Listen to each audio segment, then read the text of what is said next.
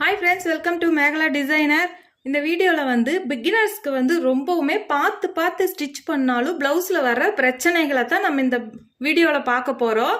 இது வந்து டெய்லருக்கு தான் இந்த பிரச்சனைகள்லாம் வந்து சரி பண்ணலாம் அப்படின்னு கிடையாது. வீட்டில் மிஷின் இருக்கிறவங்க, ஸ்டிச்சிங்கை வந்து புதுசாக கற்றுக்கிறவங்க, கொஞ்சம் கொஞ்சம் தைக்க தெரிஞ்சுவீங்க, இவங்க எல்லாமே வந்து இந்த மாதிரி பிரச்சனைகளை வந்து நமக்கு நாமே எப்படி சரி பண்ணலாங்கிறது தான் இந்த வீடியோவில் நம்ம பார்க்க போகிறோம்.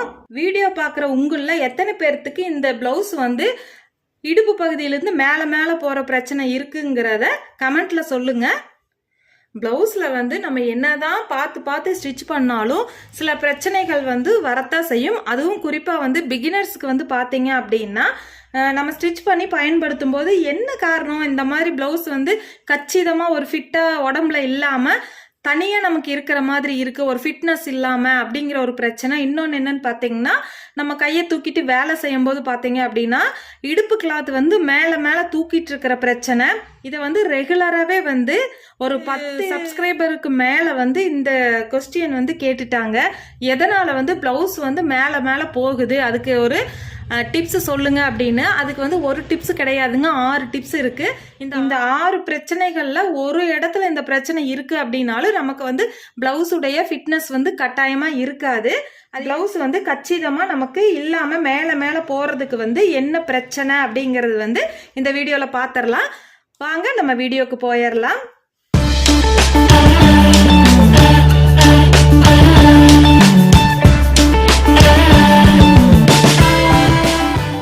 பார்த்தீங்க அப்படின்னா நம்ம வந்து ஒரு ப்ளவுஸை வந்து ஃபுல்லாக ஸ்டிச் பண்ணி பயன்படுத்துகிறோம் அப்படின்னு வச்சுக்கோங்களேன். ஃபஸ்ட்டு வந்து இந்த இடுப்பில் இருந்து ஷோல்டர் பக்கம் வரைக்கும் ப்ளவுஸ் வந்து இப்படி மேல் பக்கத்தில் நமக்கு இழுத்துக்கிட்டு போகுது அப்படின்னா ஃபஸ்ட்டு காரணம் என்ன அப்படின்னு பார்த்தீங்கன்னா, ஷோல்டர்ல இருந்து இடுப்புடைய சுற்றளவு இருக்கு இல்லைங்களா, இந்த நீளம் வந்து நம்ம சரியாக வந்து வச்சுருக்கோமா, நம்ம ஷோல்டர்லேருந்து முதுகு பகுதி வரைக்கும் வந்து பாதி இடுப்பு வரைக்கும் இல்லாமல் நமக்கு பிரைஸுக்கு கீழே இருக்கிற மாதிரி நம்ம ஸ்டிச் பண்ணிட்டோம் அப்படின்னா நமக்கு வந்து மேலே போகிற பிரச்சனை இல்லாமல் இருக்கிறதுக்கு இது ஒரு காரணம். ரெண்டாவது காரணம் என்னன்னு பார்த்தீங்க அப்படின்னா, அப்படியே நம்ம உள்பக்கமாக எடுத்துக்கலாம். ரெண்டாவது பிரச்சனையை நான் என்ன சொல்கிறேன் அப்படின்னு பார்த்தீங்கன்னா, இந்த ஆம்கோலுடைய சுற்றளவு இருக்கு இல்லைங்களா, இந்த சுற்றளவு வந்து நமக்கு ஒரு 1/4 இன்ச் லூஸ் இருக்கு அப்படின்னா, இந்த சுற்றளவுல 1/4 இன்ச் லூஸ் வரும்போது இந்த 1/4 இன்ச் ஒரு 1/2 இன்ச்சா மாறி நமக்கு வந்து இந்த இடத்துல ஒரு பாயிண்ட் மட்டும் லூஸா இருக்கு அப்படின்னா கூட வரைக்கும் இந்த பாதிப்பு வந்து நமக்கு வரும். அதனால ஆம்கோலுடைய சுற்றளவு வந்து முடிஞ்ச வரைக்கும் ஒரு போது நமக்கு வந்து சரியான அளவில் இருக்கும். இதே வந்து ஒரு 1/2 இன்ச்சு இன்னும் கொஞ்சம் லூஸாக இருக்குது அப்படின்னா கண்டிப்பாக என்ன ஆகும் பார்த்தீங்கன்னா, இந்த லூஸ் வந்து ஷோல்டர் மேலே இப்படி இழுக்க ஆரம்பிக்கும் போது தன்னால் இந்த இடுப்புடைய கிளாத் வந்து நமக்கு மேல் பக்கத்தில் தூக்கிட்டு வரும். இது வந்து காரணம் 2, ஆம்கோலுடைய சுற்றளவு லூஸ் இருந்தது அப்படின்னா. அடுத்ததான் மூணாவதாக என்னன்னு பார்த்தீங்க அப்படின்னா, இந்த ஷோல்டர்ல இருந்து இந்த சென்டர் டாட் இருக்கு இல்லைங்களா, இந்த சென்டருடைய டாட் இருக்கிற இடம் பார்த்தீங்க அப்படின்னா இந்த நீளம் வந்து கரெக்டாக இருக்கணும். அதாவது கப்புடைய ஷேஃபை வந்து முழுசாக வந்து நமக்கு இந்த கிளாத் வந்து பூர்த்தி செய்கிற மாதிரி இருக்கணும். அதே வந்து நம்ம ப்ளவுஸு போடும்போது பார்த்தீங்க அப்படின்னா ஷோல்டர்ல இருந்து இந்த கப்புடைய முழுமையான பாயிண்ட்டை வந்து நமக்கு பூர்த்தி பண்ணாமல் நமக்கு வந்து பாதியில், அதாவது பிரஸ்டுடைய பாதி இடத்துல வந்து இந்த பட்டி இருக்கிற இடம் வந்து இப்படி இருக்குது அப்படின்னு வச்சுக்கோங்களேன். அந்த இது என்ன ஆகும் பார்த்தீங்கன்னா, நமக்கு ஷோல்டர்ல இருந்து சென்டர் பாயிண்ட் வந்து நமக்கு முழுமையாக கவர் ஆகலை அப்படின்னா இந்த கிளாத் வந்து அப்படியே நமக்கு ப்ளவுஸோட மேலே தூக்கிட்டு நமக்கு வந்து இடுப்புல இருந்து ப்ளவுஸ் வந்து மேலே மேலே போயிட்டு இருக்கும். அடுத்த காரணம் பார்த்தீங்க அப்படின்னா, காரணம் வந்து 4 என்னன்னு பார்த்தீங்க அப்படின்னா, இந்த சுற்றளவு இருக்கு இல்லைங்களா, மார்பக சுற்றளவு. இந்த சுற்றளவு வந்து இந்த 2 ஆம் பக்கத்துலையும் வருது இல்லைங்களா மார்பக சுற்றளவு. இந்த சுற்றளவு வந்து நமக்கு லூஸாக இருக்குது அப்படின்னா இந்த ஃபர்ஸ்ட் ஊக்கு நம்ம போடும்போது நமக்கு வந்து கரெக்டாக கிரிப்பாக நிற்கணும். இந்த ஃபர்ஸ்ட் ஊக்குலேயே பிரச்சனை, இப்படி லூஸ் அடிக்குது அப்படின்னாலும் வந்து என்னாகும் பார்த்தீங்கன்னா, இந்த மார்பக சுற்றளவுடைய லூஸும் நமக்கு வந்து ப்ளவுஸை வந்து மேலே தான் இழுத்துட்டு போகும். 5வது காரணம் என்னன்னு பார்த்தீங்க அப்படின்னா, இந்த பட்டியுடைய சுற்றளவு வருது இல்லைங்களா, அதாவது நம்மளுடைய கப்பு பாயிண்ட்டை வந்து முழுமையாக நமக்கு கவர் பண்ணி கரெக்டாக இந்த இடுப்புடைய பட்டிக்கிட்ட 3வது ஊக்கு அல்லது 4வது ஊக்கு அந்த மாதிரி வரும். இந்த இடம் வந்து நமக்கு கிரிப்பாக இருக்கணும். இந்த இடத்துல லூஸாக இருக்குது அப்படின்னா முக்கால்வாசி ப்ளவுஸ் வந்து மேலே தூக்குறதுக்கு காரணம் வந்து இதாக தான் இருக்கும். இப்போ பார்த்தீங்க அப்படின்னா கிராமத்துல எல்லாம் வேலை செய்கிறவங்க பார்த்தீங்கன்னா இந்த பட்டியோட ஊக்கில் தான் வந்து கொஞ்சம் வயசானவங்க அப்படின்னு பார்த்தீங்க அப்படின்னா கொஞ்சம் ப்ளவுஸ் இறுக்கமாக இருக்குது அல்லது கொஞ்சம் காத்தோட்டமாக இருக்கணும் அப்படின்னா இந்த பட்டியில் வர்ற இடத்தோட ஊக்க மாட்டிக்குவாங்க.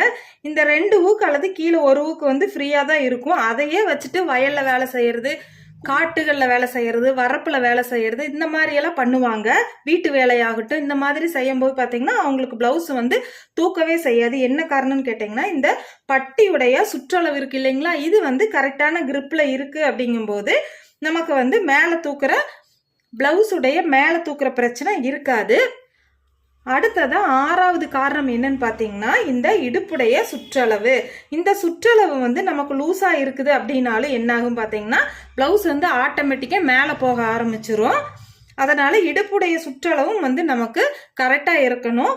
அடுத்ததாக வந்து பார்த்தீங்க அப்படின்னா இடுப்புடைய சுற்றளவு நம்ம பார்க்கும்போது கரெக்டாக இந்த பின்னாடி நம்ம ஸ்டிச் பண்ணுற இந்த சென்டர் டாட் இருக்கு இல்லைங்களா, இந்த டாட் வந்து 1/2 இன்ச்சில் இருக்குது அப்படின்னா முடிஞ்ச வரைக்கும் நீங்கள் வந்து ஒரு 3/4 இன்ச்சுக்கு டக்கு வச்சு ஸ்டிச் பண்ணுறதுக்கு பாருங்கள். அப்போ கீழே நமக்கு கிரிப்பாக இடுப்புடைய சுற்றளவு இருந்தாலும் ப்ளவுஸ் வந்து மேலே போகாது. அதே மாதிரி அந்த காலத்துலலாம் பார்த்தீங்க அப்படின்னா வந்து இந்த ப்ளவுஸுடைய சுற்றளவு இருக்கு இல்லைங்களா, அதாவது ஆம்கோலுடைய சுற்றளவு ஜாயிண்ட் வைக்கிற இடத்துல பார்த்தீங்க அப்படின்னா இந்த இடுப்புடைய சுற்றளவை வந்து இந்த இடுப்புடைய பீஸை வந்து முன்பக்கத்தையும் பின்பக்கத்தையும் ஜாயிண்ட் வச்சுருவாங்க. அடுத்ததை பார்த்தீங்கன்னா பஃப் கையோ அல்லது நார்மல் கையோ வந்து கைப்பகுதியை தனியாக வந்து இந்த மாதிரி ஃபினிஷிங்காக ஸ்டிச் பண்ணிடுவாங்க. ஸ்டிச் பண்ணதுக்கு பிறகு பார்த்தீங்கன்னா கைப்பகுதியும் இந்த ஷோல்டர் பகுதியும் வந்து ஜாயிண்ட் வைப்பாங்க.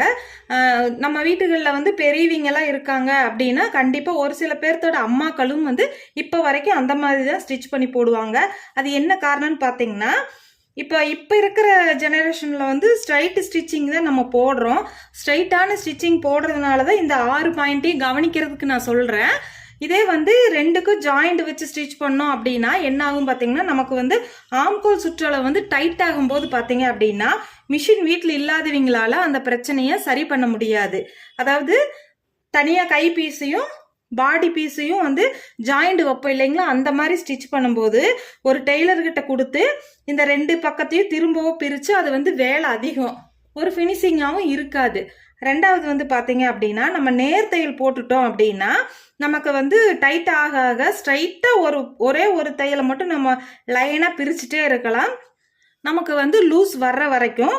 அப்போ நம்ம இப்போ வந்து இந்த மாதிரி ஸ்ட்ரைட் ஸ்டிச்சிங் போட்டு பழகிறதுனால நம்ம வந்து கண்டிப்பாக இந்த 6 காரணங்களையும் நம்ம கண்டுபிடிச்சு சரி பண்ணிட்டோம் அப்படின்னா நமக்கு ப்ளவுஸ் வந்து மேலே போகிற பிரச்சனையை வந்து அடியோட நம்ம வந்து நிறுத்திடலாம்.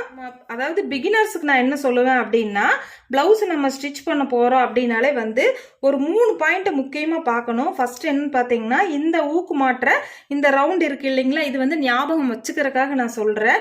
அதாவது ஆம்கோலுடைய சுற்றளவும் ஆம்கோலிலிருந்து வர்ற இடம் ஃபஸ்ட்டு ஊக்கு மாற்றுறது வந்தீங்கன்னா மார்பக சுற்றளவில் வந்து நமக்கு முடியும். இந்த இடம் வந்து எப்போவுமே கிரிப்பாக இருக்குது அப்படின்னா உங்களுக்கு முக்கால்வாசி ப்ளவுஸ் போகாது.